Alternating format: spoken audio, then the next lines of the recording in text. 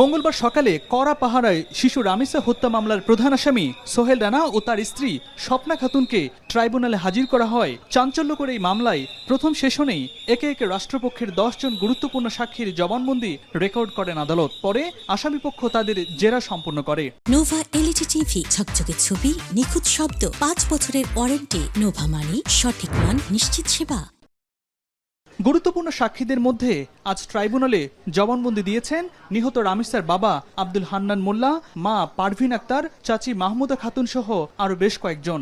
মামলাটি স্পর্শকাতর হওয়ায় বড় বোন রাইসার সাক্ষ্য গ্রহণ করা হয় সম্পূর্ণ ক্যামেরা ট্রায়ালে। প্রসিকিউশনের দাবি, এই সাক্ষীদের জবানবন্দি ও জেরার মাধ্যমে উভয় আসামির জড়িত থাকার অকাট্য প্রমাণ আদালতে সুপ্রতিষ্ঠিত হয়েছে। 10 জন সাক্ষীকে উপস্থাপন করেছি এবং মাননীয় ট্রাইব্যুনাল যথাযথভাবে 10 জন সাক্ষীর সাক্ষ্য রেকর্ড করেছেন এবং স্টেট ডিফেন্স লয়ার সেই 10 জন সাক্ষীকে জেরা করেছেন।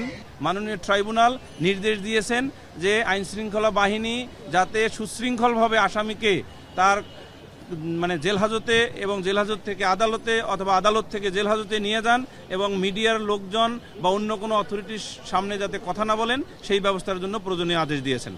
রামিসার বাবা জানান, সন্তান হত্যার ন্যায় বিচার ও সর্বোচ্চ শাস্তি চান তিনি।